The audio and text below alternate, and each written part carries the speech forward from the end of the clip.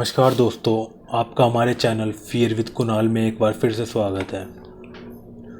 तो हर बार की तरह इस बार भी हम आपके लिए लेके आए एक नई स्टोरी, लेकिन ये स्टोरी बाकी स्टोरीज से कुछ अलग है।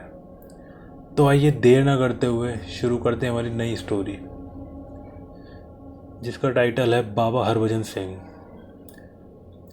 बहुत समय पहले की कहानी है ये। हर भूत बुरा नहीं होता और सब भूतिया कहानी ड्रामी नहीं होती।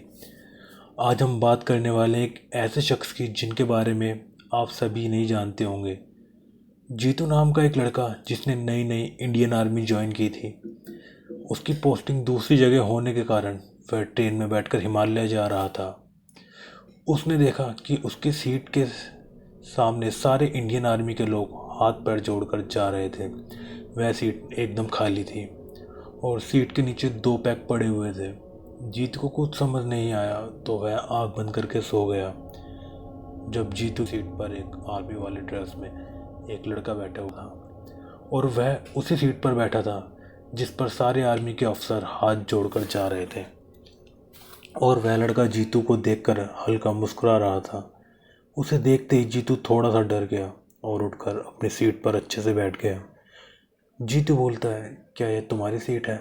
वह लड़का बोलता है, हाँ यह मेरी सीट है।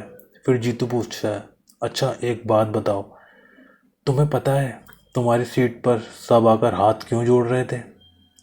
उस लड़के ने कोई जवाब नहीं दिया। जीतू फिर से एक बार पूछा।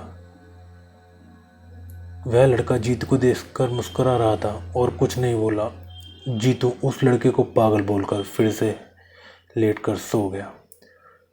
फिर जीतू की थोड़ी देर बाद आँख खुली। फिर उस सीट पर कोई नहीं बैठा हुआ था। जीतू थोड़ा घबराया और उसे काफ़ी अजीब लगा। सारी रात जीतू उस लड़के के बारे में सोचकर सोया नहीं था और उस सीट को रात भर देखता रहा। जब सुबह हुई तब 2 आर्मी अफसर आए। उस सीट पर जो खाली पड़ा हुआ था उस सीट के नीचे 2 बैग थे। उसे निकाल कर ले जाने के लिए जीतू उसी समय आर्मी अफसर से पूछता है।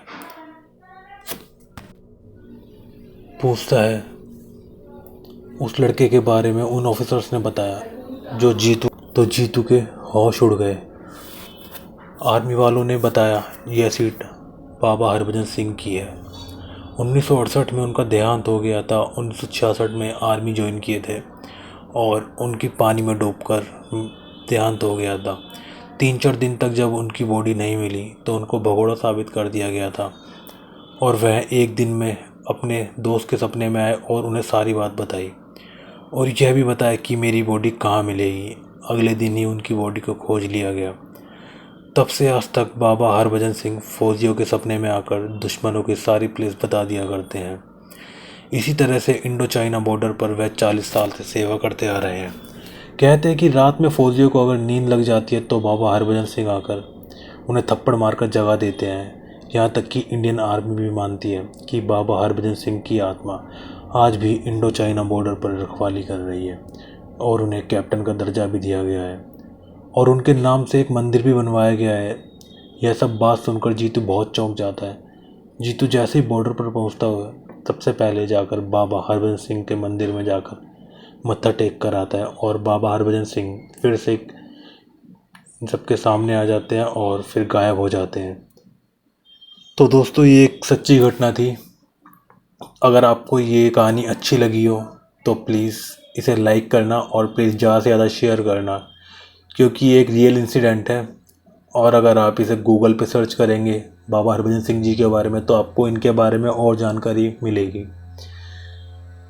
तो प्लीज़ कहानी को लाइक करें, अच्छी लगी हो तो शेयर करें और चैनल को सब्सक्राइब करना ना भूलें। थैंक यू दोस्तों, मिलते हैं आपसे अगली कहानी में जल्दी।